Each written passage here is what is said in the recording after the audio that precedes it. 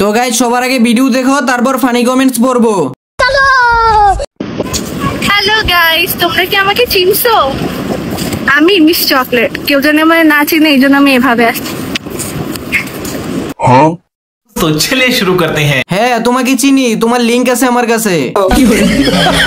চিনার দরকারও নাই, চিনলেই পাপ। কিছু লিজেন্ড আছে তারা বুক দেখেই চিনে যাবে। চেহারা ঢেকে রাখছে, কেউ যেন চিনে কোড না দিতে পারে। আমি সিঙ্গেল, হি হি হি। আপু কি বিক্রি করতেছেন? আমাদের এখানে আর কি ডাবের ভেরিয়েন্টের বিভিন্ন আইটেম সেল করা হয়। ডাবের আইসক্রিম হবে, ডাবের পুডিং, ডাবের স্মুদি, তারপর তালের শাঁসের শরবত।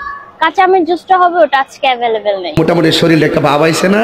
चलिए शुरू करते हैं। তো দাদা বলছি কোন ডাবটা খাবো? না খেয়ে যদি শুধু হাতাই তাহলে কি বিল দিতে হবে? আপুটা খুব ভদ্র, এক ডাব বের করে আরেক ডাবের পানি বিক্রি করছে। আপু আমিও আপনার ডাব খাবো, থুকু আপনার দোকানের ডাব খাবো। আমরা আলাদা রাষ্ট্র চাই, আরে বাংলাদেশের সাথে থাকতে চাই না। নোয়াখালী বিভাগ না হয় আমরা আলাদা রাষ্ট্র করবো, তারপরে কোন নামের কোন নবজেলার সাথে আমরা নোয়াখালীরা যাবো না। আলাদা রাষ্ট্র করার মতো নোয়াখালী সব কিছুই আছে। বাংলাদেশ থেকেও বড়, 10 গুণ বড় আমাদের নোয়াখালী। নোয়াখালীর যে আয়তন বৃদ্ধি পাইতেছে, বাংলাদেশ থেকেও বড় অঞ্চল হইতে যাচ্ছে। तो चलिए शुरू करते हैं। গাছের আগার কাউয়া, নোয়াখালী আমার শাহুয়া। আচ্ছা নোয়াখালী কি বাংলাদেশের বাহিরে? বাংলাদেশ নোয়াখালীতে অবস্থিত। নোয়াখালী গুয়াখালী। 4-5 দিন আগে নেশা করছে, এখনো নেশা কাটে নাই। মেয়াদ উত্তীর্ণ গাঁজা খাইছে মনে হয়। এই সাপোজিটরের দাম কত? 10 টাকা ভাই। আমি আপনাকে 1000 টাকা দিব, এই সাপোজিটরটা আপনি খাবেন।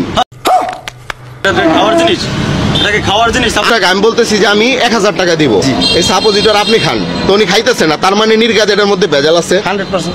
কাকা উনার জিনিস উনি বিক্রি করতেছে মানুষকে দেওয়ার জন্য, এটা ওষুধ না, ওষুধ মানুষ খায় না। তো এখন উনার ওষুধ যদি উনি না খায় তাহলে এটার মধ্যে ভেজাল আছে। এইটা কি কোনো কথা? तो चलिए शुरू करते हैं। বেড়ায় মনে মনে ভাবতাছে মানুষটা কেমনে বুঝায় এটা খাওয়ার জিনিস না। अच्छा আরেক জাউরাই কয় যে জ্বরের জন্য খায়।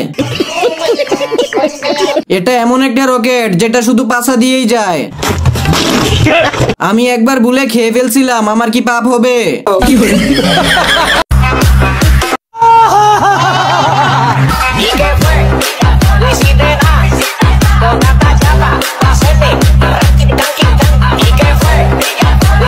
चलती फिरती कोकेन है कोकेन। चलिए शुरू करते हैं। মাত্র হাত মেরে আসলাম, ভিডিওটা আরেকটু আগে আসলে পারতো। একটা 100, দুইটা নিলে 50 রাখা যাইবো।